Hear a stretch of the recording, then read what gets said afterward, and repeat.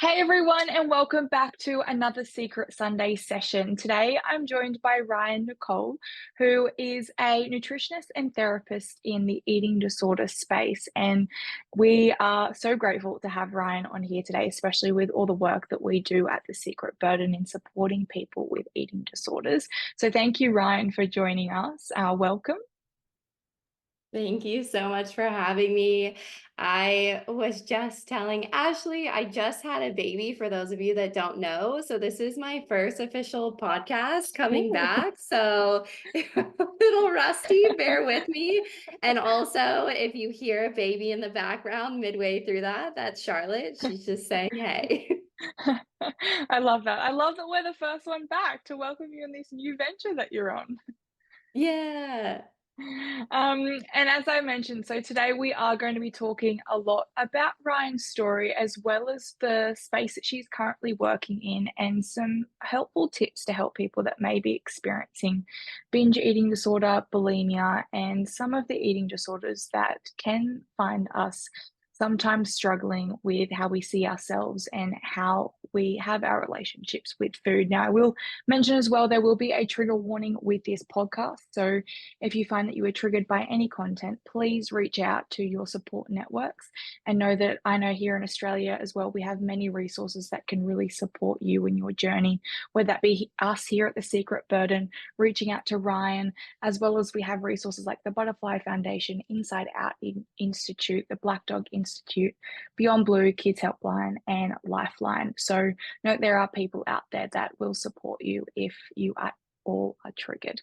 But getting to today's episode, as I mentioned, I know a little bit about you, Ryann, and what you were doing in this space. But for those people that are not aware of who you are and what you do, who is Ryann and what is the work that she does? So my name is Ryan, and I am a eating disorder therapist. And how I got started in this work actually just kind of happened organically. So going backwards, I personally struggled with an eating disorder, which is kind of what kicked off my journey, but not in the way that you would probably think. So for me, my eating disorder started as restriction. I think it was something that was subconsciously building, but there was this one moment where the straw really broke the camel's back, where I remember I saw a candid photo of me from a swim meet where I really did not like the way that I looked. And in that moment, I panicked and I freaked out and I was like, oh my gosh, I need to lose weight. Mind you, at this time, I want to say I was maybe 12 or 13. And I created this diet for myself to lose weight. And long story short, I lost weight and I lost a lot of it very quickly because I was so young and because I was swimming so intensely.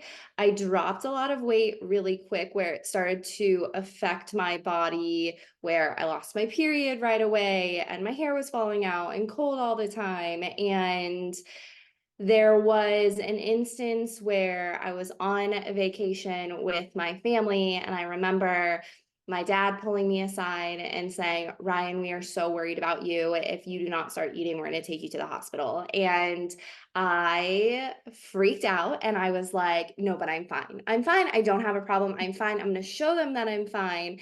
And so it was lunchtime and we ordered food, and to prove to them that I was fine when I absolutely wasn't fine, Mm. I ate as much food as I could. And that was the first official binge that I ever had. And it was like this high and it felt so good. But afterwards, I had the panic and the shame and the guilt and the, oh my gosh, I'm going to gain weight. And so I was like, it's okay. I'm just going to go back to restricting. But it was like after that one time, it was like the gates opened to binge eating. And no matter how hard I tried to go back to that girl who had so much quote unquote control, the harder I tried to control, the harder I swung in the other direction. And my binge eating was 2 to 3 days of being quote unquote good and restricting and being on a new diet to spiraling into eating everything that I could and driving around to place, eating as much as I could and hiding and eating in the middle of the night and just thinking to myself over and over, what is wrong with me? Why can't I get back to that girl who had so much control? If I could just control myself, then I'd lose weight. It was everything that I thought about. It was everything that I did. And that was my entire life for 7 years. And I remember that when I hit rock bottom, because when I was going through that, right, it's never like, oh my gosh, I had a binge, that sucked, I'm going to continue on with my life. It's like there's so much shame and guilt that comes along with it. It's like, I'm never going to do that again. I'm never going to do that again. And then you do it again. And you're like, what's wrong with me? And it's like, I'm never going to do that again. And it's just like over and over and over. And binge eating over here like really wasn't even talked about until 2013. So for me, all of this started in 2009. And so I remember Googling over and over, like, what is wrong with me? Like, I lose control of food. I eat until I'm sick. Like, I do it when nobody is looking, and nothing would come up. And so I felt crazy. And I was like, if anybody knew what I did, like, they would be absolutely disgusted. And so when I hit rock bottom, I feel like that was when it was just kind of starting to be talked about, but it really wasn't, because for me, it was 2015. It was my sophomore year of college, and all of my friends had gone out to have fun, to go to a party, and I stayed home because I had already made up my mind that I was going to binge. And anybody who struggles with that knows that when you've made up your mind, it doesn't matter what anybody said, like, no one's going to stop you. And so after I went through with, I mean, there's no other word to describe it than just like the ritual of it, right? I remember Mm. sitting down, wrappers all around me, and being like, I can't believe that this is my life. Like, I cannot keep doing this. And it was like at that moment where I was more afraid to stay the same than I was to do something different. And that was the flip that needed to happen, because before, over and over, I'd be like, I want to stop. Like, I do anything to stop binge eating, right? So many people say that to me all the time, like, Ryan, I do anything. Like, I don't understand why I can't stop. And I remember I'd say, I do anything. And I went to, I mean, not to like ping pong around, but I had been to therapy multiple times. I had gone to go get help multiple times. And every time I went, and the therapist started telling me all the normal things to start doing, I was like, I'm not going to do that. Put away the scale? Heck no. Delete my fitness pal? No way. Take off my Apple Watch? Absolutely not. As I would continue to say, I do anything to stop binging, right? So it was at this point that I was really like, no, but I'll do anything. And so I actually went to outpatient treatment that summer, and best thing that I ever did. It was a combination of individual therapy and group therapy. So I did group therapy twice a week and then individual therapy one time a week for 12 weeks. And then after that, I did continuing care, went back to school. And then when I was in that program, that's when I was like, I have the most amazing therapist, changed my life. And I was like, I want to be that for somebody. Like, I want to be that person. And so that's when I was like, I want to be a therapist and I want to be an eating disorder therapist. And so I did all of the schooling and education, and I was doing my master's at a substance abuse treatment center, actually. And I was like, I don't know if this is the work for me. Like, I don't know if this is my path anymore. I'm just going to kind of get my master's, see where this goes, take a break, do some fun work, and then maybe I'll figure out what my path is. Then COVID happened, and I remember all of these social media, like wellness virtual retreats, and so many of the people doing them have zero credentials. And so I was like, why am I not doing this? Like, these people are doing these amazing things, and I have the credentials and I have the education. Like, why am I not doing this? And it was, obviously fear of what other people think. And so I was like, I'm going to do this. Like, I'm going to do this. And so my Instagram started as, I just want to be able to share therapeutic skills in a way that isn't so dry or isn't so hard to understand. And it kind of just blew up in a way that I had never planned. And so now I have a virtual private practice, and it's kind of on pause right now as I'm just coming back from maternity leave, but I have a combination of online courses, and my biggie is group work. I'm a big advocate for group work. I think this is one of those things that healing in a community goes so far because it takes away the shame of feeling like you're alone. There's nothing like being in your first group and hearing somebody else say, I've done that too. That just like, I don't know, it just heals you on a different way than, just the individual therapy does. So that was a really long ramble, but now I'm here and I get to share everything that I learned, not only from my education, but also personal experience, because there is a lot of shame in this. And I want anybody listening to know that whatever you've done with food, I guarantee you I've done it, but also there is hope. There is hope to change. There is hope to be free. There is hope to not be the person who believes that they will always struggle with food, because I'm proof of that. Mm. Well, and that's a wrap. No, that was beautiful. That is just what an amazing story. And to be where you are today after everything that you've been through, like, congratulations. Like, what an amazing effort from yourself to be able to not only recover from your own eating disorder, but to come out of that and wanting to be able to help others. My hat goes off to you because I even know being in that therapy space, that can be really challenging as well.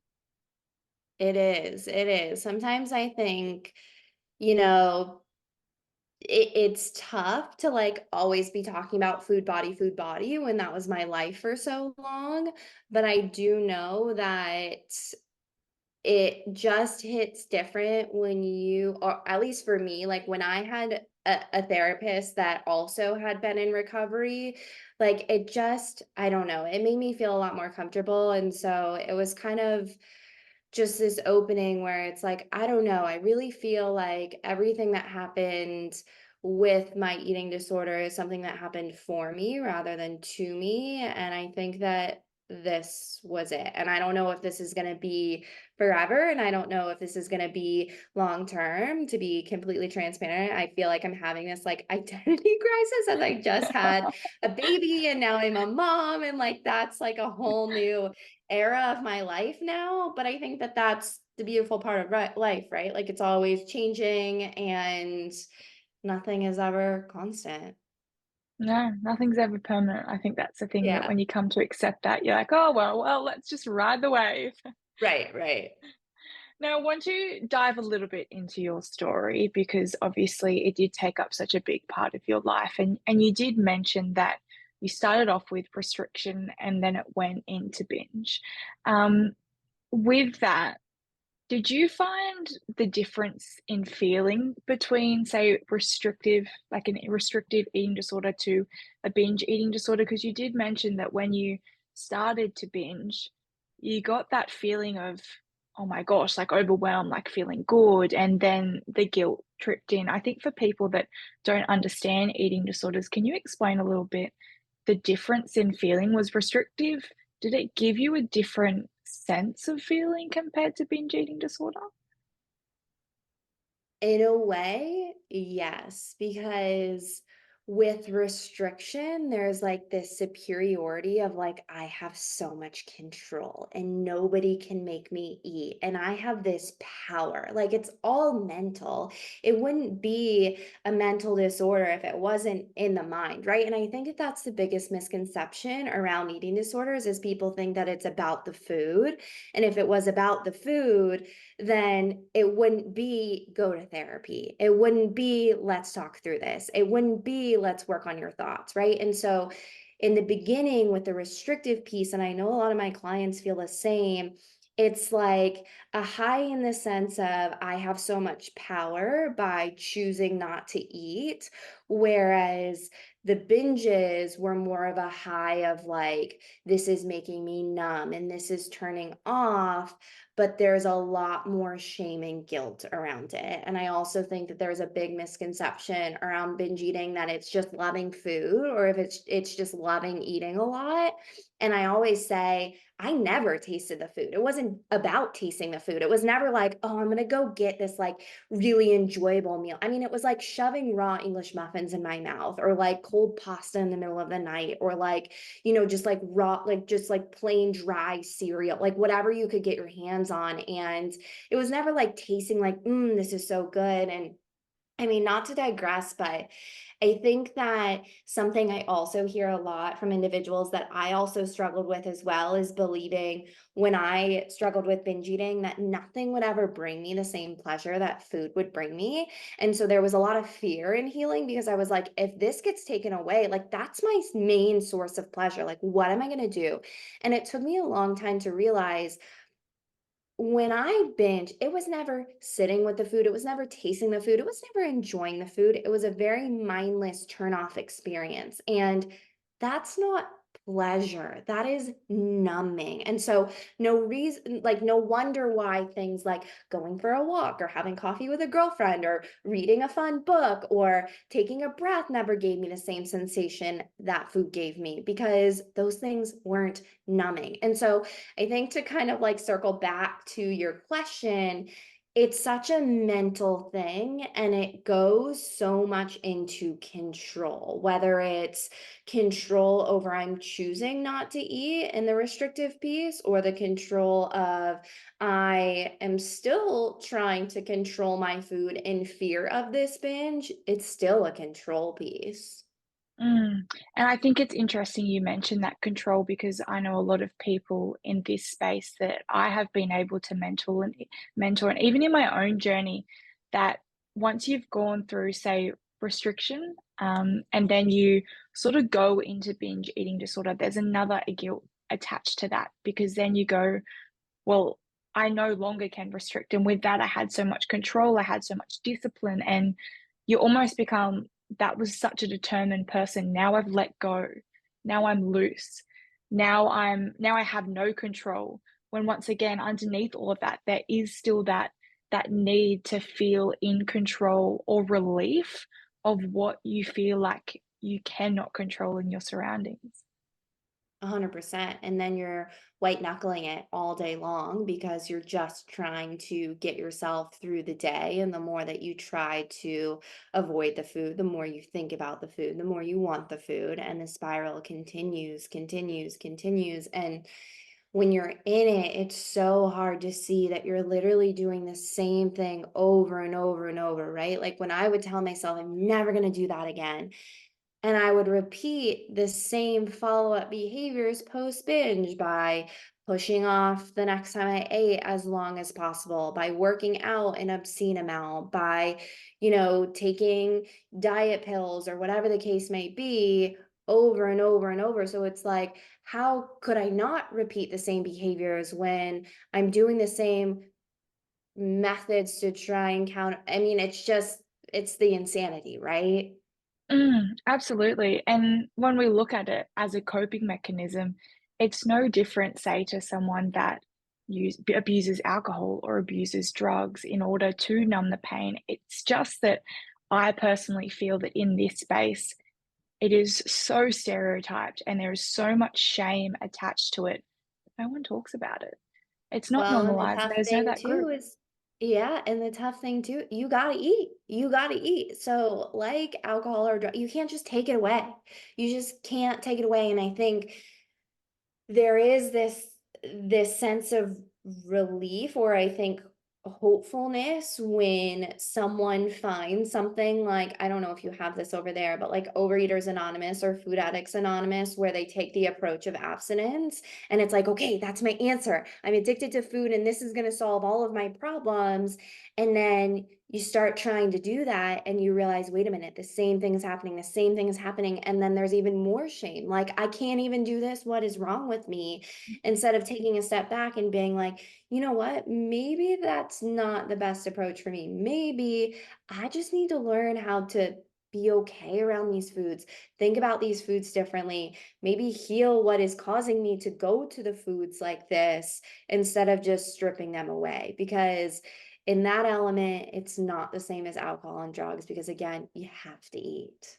And that's in you have to turn up every day and you have to continue Yeah. to face it, and it's I Yeah. love this concept in almost sharing that to people that don't understand eating disorders in the terms that no matter what, you have to continue to turn up and you have to continue to face your fears day in and day out. That is something that you can't take away. And that's honestly why I think people that go through eating disorders are one of the strongest people that you will ever meet because they have to turn up for themselves and they have to do treatment every single day with almost no reward or no one understanding. And they have to go through life with that always with them. And I feel that that is a strength that if you are going through something and you are just turning up every day and just trying and facing those fears, that is something that you should be so appreciative and so grateful and proud of yourself for because that is a win.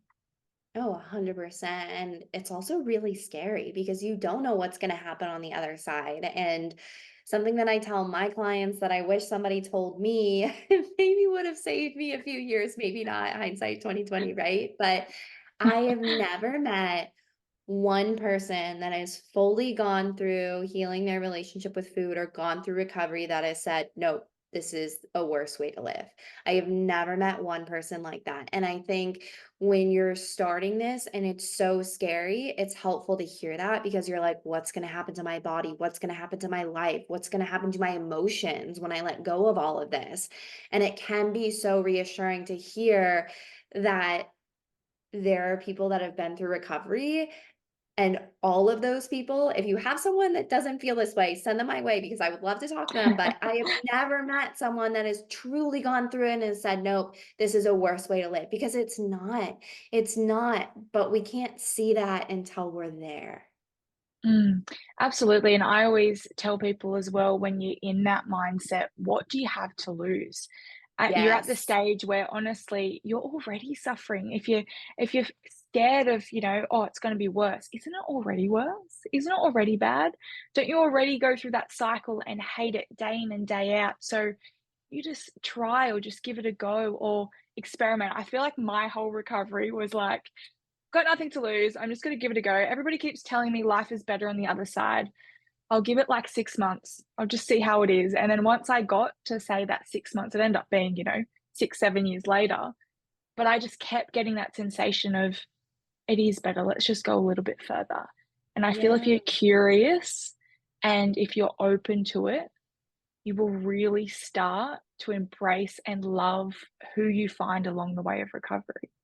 And you can totally take that approach, like Ashley just said, where you're like, you know what, I'm just going to try. And if you hate it, you can go back. Like, that's what I say to a lot of my clients too that are really scared. I'm like, okay, you've invested a lot of money and you've taken the time to dedicate yourself to this program. Like, give yourself the 3 months or the 6 months or whatever, really give it. And if you hate it, you can go back, but you owe it to yourself to give it a shot because then you'll never know. I know it is really hard though, because going back to the whole mental component, it's that thought of, but maybe this next time will be different, right? Maybe this next time is the one time that I'll finally be able to. But it's like, how many times are you going to keep saying that to yourself before you blink and you're 80 and your entire life has gone by because you're like, maybe it's this next time? I think that sometimes it takes truly hitting that rock bottom moment to be like, you know, I can't do this anymore.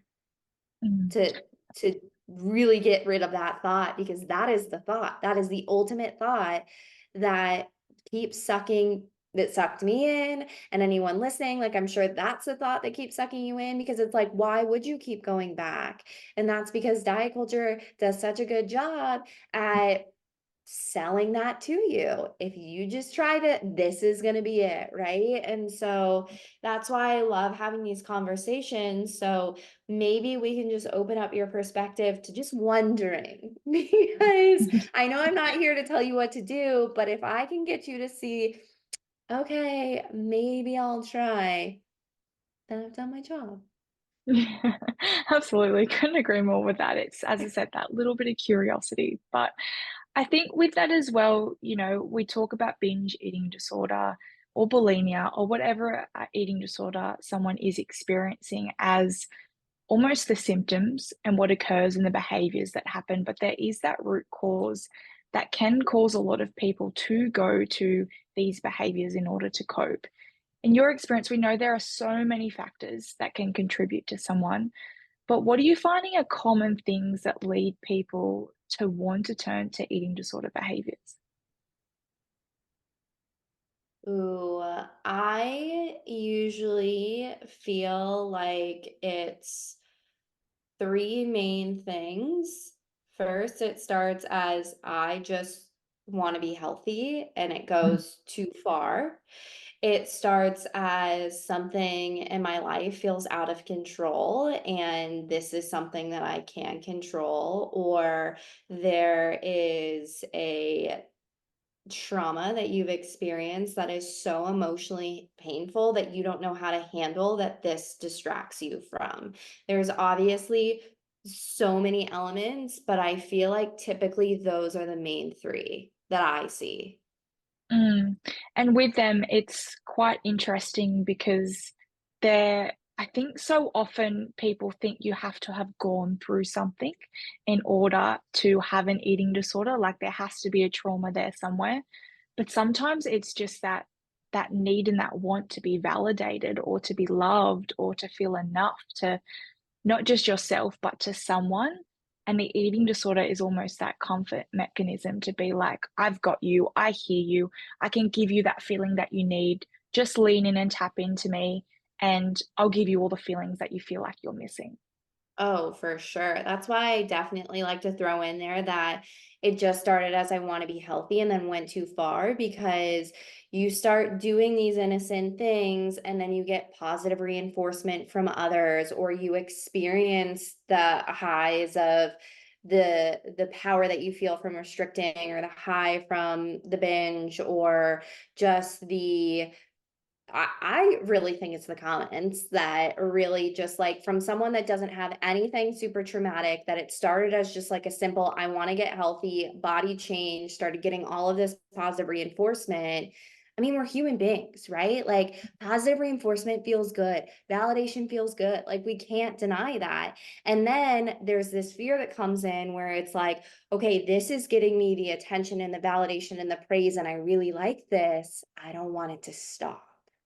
Mm. And then, I mean, you add that with the culture that we are living in Yep. today, where being healthy, being fit, looking after yourself, whatever that looks like, is so glamorized to the point where it is sickening to watch diet culture play out because it is reinforcing a message that you're not good enough. You need to be healthy, and if you're not losing weight, you're not healthy. And for some people, if they look at themselves and feel that that's not working for them, then they are going to look to more extreme measures to try and fit that mold and try and fit into society. Yeah. Yeah. And it makes me so sad to think that the world that we live in turns it to us like it's our fault. It's all, like we're the problem or we're doing something wrong. And to just like give you a perfect, just innocent example. So I go to this mom's group every single Friday. Coolest thing, you sign up based on your due date. So everyone in my group's baby is like 2 weeks apart, and there's 12 moms in my class. So we all go together and all the babies like sit around and we just chat about our highs and lows of being a mom, but every baby in there is within 2 weeks of age. And so one of the girls that I sat next to on the first day, we've gotten pretty close. Our babies are 1 day apart. And my daughter is twice the size of her daughter, and they are 1 day apart.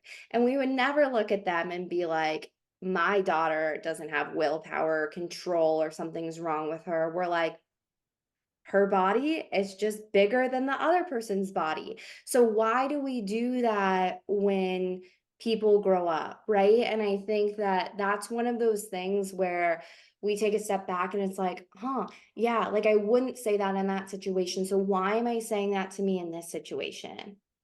Mm.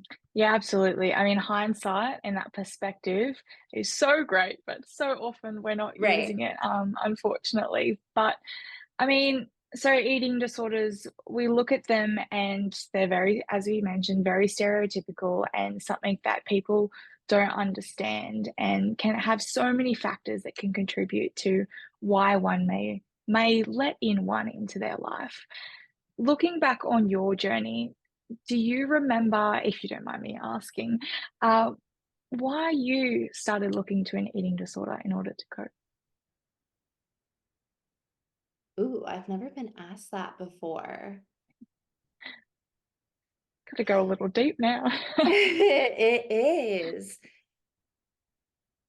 I I don't know. Like I would say it was just the thing available. It was just the thing available. And I think, you know, there are people that choose alcohol, there are people that choose drugs, there are people that choose work, there are people that choose sex, and for me, I guess food was just it was there. Like it was I was in a vulnerable place and that was just I mean, because I was 12, just the thing that I had seen or the first thing that I was like, I can control.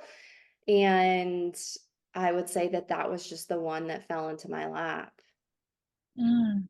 And it's interesting you mention that, because a lot of people, I think food is not the easier option, but as you said, almost the most available. Like, what else are you going to do at that age that is going to be a means of control, especially when there's so much limited information about how bad your relationship with food can get, where, there's a lot of information about how, poor abuse of alcohol or drugs, or as you mentioned, sex, like there's conversations around that that can make you aware of I'm not going down that path. But with food, because it's like you just eat it every day and it's something that you can Right. almost hide, it's like, well, why can't I just choose that as something that's going to help me Right. control?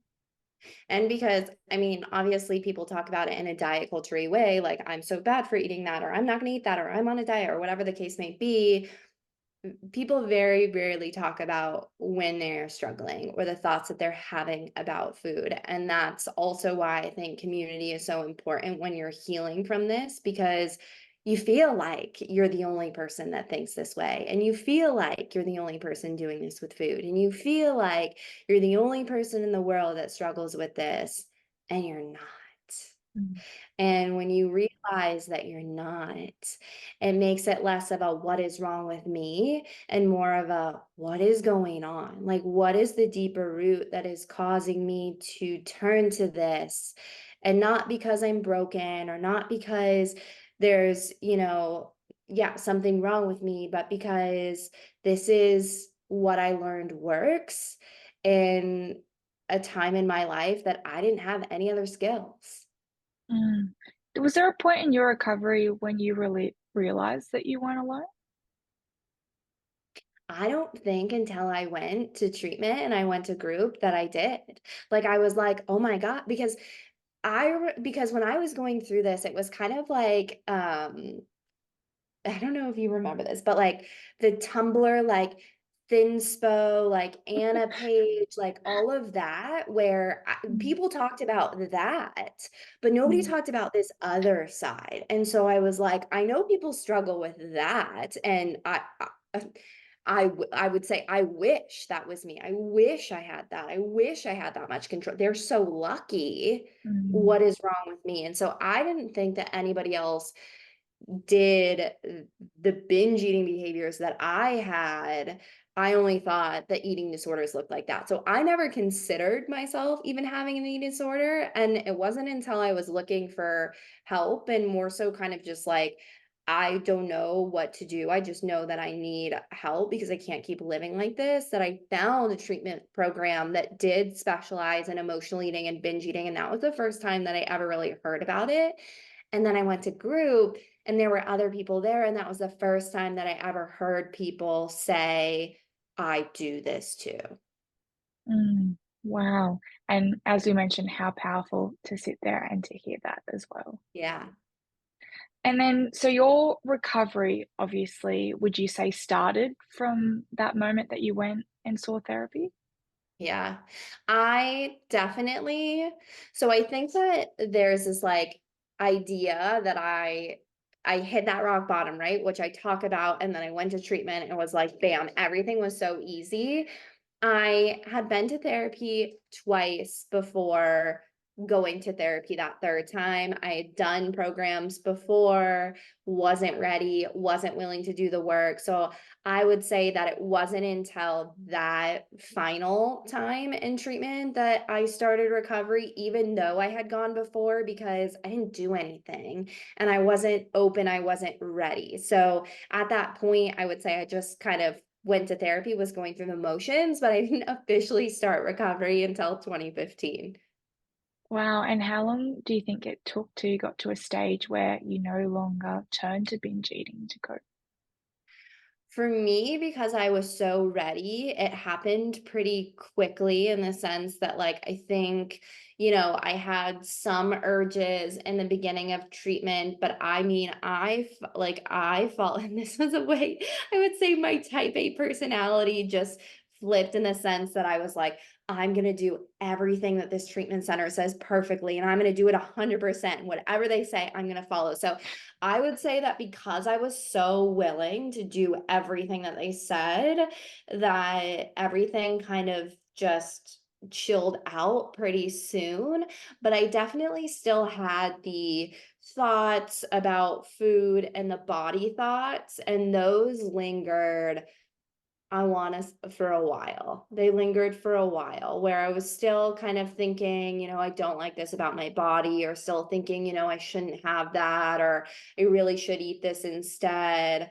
Um, and I think for those, it really just took life. It really just took life and experience for me to work through those thoughts outside of actually engaging in behaviors. Mm. And I think that comes to then that question that everybody always wants to know. How did you do it? What tools did you use? What strategies? Would you have done anything differently? And I guess you suggest anything else to those that you may not have experienced now, but now share with others that could be useful for their recovery if they're at that rock bottom moment and they're like, all right, I'm ready to give it all. What can they do? Yeah, so I think that, and I know this was the case for me, when you think about recovery and you think about what do you have to do, we're looking for this like giant, like aha, rainbow and unicorns answer. And I wish that I could give you that. But I always tell people recovery is simple, but it's not easy. And it really comes down to doing the mundane, boring things over and over and over, like eating enough, like challenging your thoughts, like reaching out when you're struggling, like learning how to regulate your emotions, like connecting with other people. And we don't want to do that because it's hard. We don't want to do that because it's uncomfortable. And so when I say it's simple, I'm like, I could tell you what to do right now. Start eating enough, start, allowing all foods to fit, start challenging these thoughts, and you're good to go. But that's not easy to do. And it takes time to trust yourself, it takes time to trust your body. And I think anyone who's listening, the best advice that I can give you is stop looking for the magical big solution, because you're not going to find it. It's the simple, super boring things, the consistency, the challenging your thoughts, the eating enough. And the more that you do that, the more you will recover. I will also say that you do not need to go to treatment to be able to recover. If you are able to, and you have the means, does it help you quicker? Yes. But do you have to have that to recover? No. There are so many amazing books out there. There are so many amazing free resources out there. if you really want it, you will get you will get it, you will find it. So do not let not having the means to pay for treatment be a barrier, because I have a lot of stories of people sharing on my podcast, The Food Freedom Lab, of going through recovery just from books and just from willing to do it themselves because they were like, I'm ready and I'm going to figure it out and I'm going to do what it takes because I don't want to live this way anymore. And I think that's really important to throw out there as well, because I think that there are a lot of people that panic when they're like, but I don't have the money to pay for treatment. You don't have to have it. You just have to have the willingness to go find it. Especially now with social media and like your podcast and all of the resources out there, like it's there. It's there. Mm. You just And got to go get it. it's almost like as well, if you don't have, as you said, the access to treatment or the finances behind you, that become your own research project. I remember that was my thing when I was just put on wait lists and I felt like I couldn't see people for 12 months and I was getting frustrated. I'm like, my window to ask for help is now. And at the moment, okay, I'm not getting answers there, but I still want this. As you said, the type A personality, I was determined. And I was like, I'm just going to do it myself. I'm just going to find ways. And sure, it wasn't easy, but that is recovery no matter what type of recovery that you take. It's the easy option is the one that you're doing. And that's why you're still in that place. And in order to get out of it, you have to go through the hard. And you can't go around it. You can't go over it. You have to go through it. But there is such a beautiful ending or the beginning almost of your next chapter, which is without your eating disorder. And I only wish people would just give that a chance. And I do want to touch on something that I know comes up a lot for me with the people that I talk to, and it's the urge. There is this almost wave of emotion that comes up when people feel a binge coming on.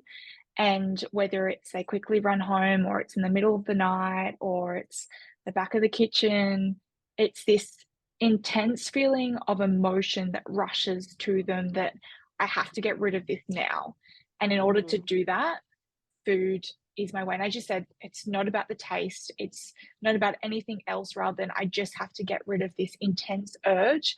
And if I don't, I can't sit with this feeling. It's almost like you've Yeah. got to run from that feeling. And in that moment, what is the best way for someone to, should they be avoiding it? Should they distract themselves from it? Should they ride the wave? What is the best way to overcome that urge without fulfilling that need to go and binge?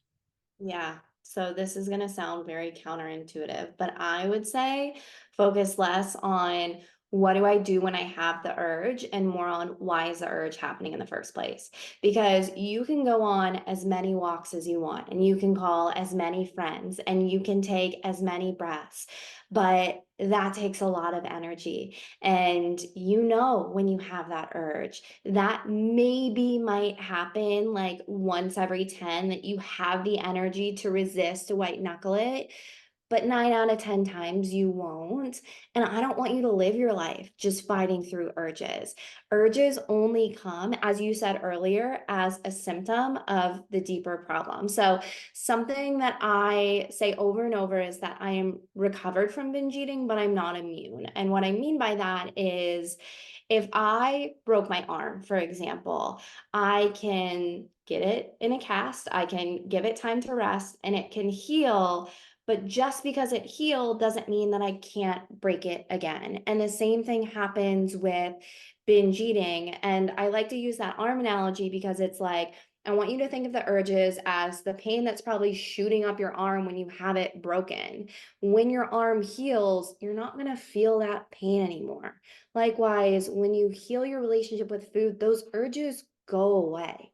And I know that seems like really wild if you felt those urges for a long time, but they do go away. The urges are only there because of the root there that is causing them to happen. Like it's no different than when you hold your breath and you gasp for air, the only reason why you gasp for air is because you were holding your breath. Like you're not just gasping for air when you're breathing normally, right? And so the same thing happens with binge eating. And that's why I almost get frustrated when I see so many accounts out there just showing skills on how to almost just like resist the binge urge. I feel like it can be so helpful in line with doing the work to like get to the root cause. But if you're just trying to do those things to resist the urge and that is your method, that's never going to work long term. So, again, to answer that question, I would say let's look at less of what do I do when the urge comes and more of why is the urge happening in the first place. Mm, amazing. And I couldn't agree more. There's so much information out there just to run away from it, distracted, put on a movie and look, that's all great and good, but it doesn't get rid of it and it will keep coming back. So I think that's Oh my very gosh, useful yes, and advice. nothing also is more frustrating when you do get the energy to, like, go for a walk and you come back and you binge anyways, right? Yeah. It's like, it's so frustrating, and so I want anybody to know who's ever done that, like, that doesn't mean you don't have enough willpower, that doesn't mean that you aren't disciplined enough, it means that that root is still there, like, you're still just having a tough time, and yeah, that's gonna happen because we gotta heal. Mm, absolutely. Now, I want to last on some little scenarios and give you potentially some, just give your best advice, your message to a couple of things that I'm going to mention to people that may be in certain experiences or situations. So, first off, what is your message or advice to someone that has no idea what binge eating disorder is, that may know of someone that is going through a binge eating disorder, but has very much a mindset of just eat it, just cope, just stop eating? What would be your message to them? If it was as simple as just stop eating, they would have already stopped. As I said earlier, it's not they just love the food. It is their way of coping. It is their way of controlling. It is their way of dealing with something that they don't know how to deal with. And the more that you make it about the food, the more that you're going to make it more difficult for them and push them away. So I would say the best thing that you can do for them is work on your relationship with food and help them by maybe sitting down with them to eat and not talking about the food, but talking about their day to get their mind off the food, or going and doing things with them that help them have fun outside of food, or just letting them know that if they want to talk, that you are a safe space. But again, if it was as simple as just stop eating, they would, because I promise you, this is something that they think about every second of every minute of every day. And they are so shameful and they don't want to do this anymore. And if they knew how to stop, they would. And if it was that simple, they wouldn't be doing it. What about someone that may have just caught someone in a binge, or may have, say, woken up, found wrappers everywhere, or have just identified that this person is now struggling with a binge eating disorder? How do they bring that up with that person that they should potentially go seek help? I just want to start by saying that if you ever catch someone, I can only imagine how shameful that person must feel. So definitely go into it gently. I can't imagine that that individual isn't going to try and come to you with some kind of excuse or some kind of lie to cover up the behavior. So I would say rather than trying to pick at it or really dig when they might not be ready, just again opening up that space and may be saying something along the lines of, okay, like, okay, no worries. Like, I'm just here if you want to talk. Or, like, if anything is going on, like, know that I'm a safe space. Because the more that you bring attention to it, the more that they're going to pull away. And the more that you just allow yourself to be that safe space, the more likely you are or they are to come open up to you. You cannot make somebody ready to change, and you cannot push someone into treatment. And the more that you do, I would say the more just chaotic your relationship is probably going to be. And so it's probably going to be better for you and for the individual to just kind of pull back and just let them know you're there when they're ready. Mm. Now, to the person that is going through a binge eating disorder, what would your message be to them right now? I want you to know that you're not disgusting. I want you to know that this isn't that you don't have enough willpower or discipline, and this isn't that there's anything wrong with you. You found something that worked when you didn't have any other skills, and that's not your fault. That was a way that you kept yourself alive. Like I always say that for me, the beginning of my binge eating kept me alive in the sense that if I continued to go down that path of restriction that I was going down, I wouldn't be here today. I wouldn't be here today. And so thank God for my binge eating because that kept me alive. And from there, it continued to be something that kept me safe from something that I wasn't ready to experience, whether it was emotions or situations or past experiences that I wasn't ready to open up about. But I just want you to know that there isn't anything wrong with you and you're not a bad person. And there is hope. And even on the days where you think that I'm never going to be the person that doesn't struggle with food, I promise you that there is a way out of this. You just have to say, I'm ready, and it'll happen. Mm, amazing. And then lastly, this one's probably to you more than anyone, but what about someone that has just had a child that may have struggled with binge eating disorder and that idea of potentially projecting that onto their young one? What message do you tell yourself, or what message would you tell other people that are in the same situation that are so fearful that they're going to bring their little girl, their little boy up in an environment that could also inhibit these behaviors? I think that we have this expectation or this idea that if I hide it, then I'm keeping them safe from it. And I think that the more that you can just be transparent and open about it, obviously to a level that is appropriate for whatever age your kid is going to be so helpful. With that being said, actions speak louder than words. So if you're just saying something, but you're doing something else, for example, if you're saying like, all foods are okay and like all bodies are great, yet you're regularly weighing yourself, or you're not allowing yourself to eat all the things, or you're not eating what everybody else is eating at the dinner table. Like your kiddos see that and they will catch on to that and they will notice that. And so, really working on your relationship with food and sharing, just what you're learning and things that have helped you is going to be so helpful. And then as your kiddos grow up, if you are having a tough time, like share it. Like I can't even tell you how many clients that I've had that will share like my mom was having a tough time with food. Like I knew she was struggling with food. Like I just wish that she would have said something instead of acting like she was fine when I knew she wouldn't, because when she wasn't, because it just it just created, I guess, more shame or anyways, I would, yeah, just modeling it is the best thing that you can do, working on your own relationship and maybe even taking some pressure off, knowing that you could do everything right and they might still struggle. You can't keep them safe from everything. Mhm.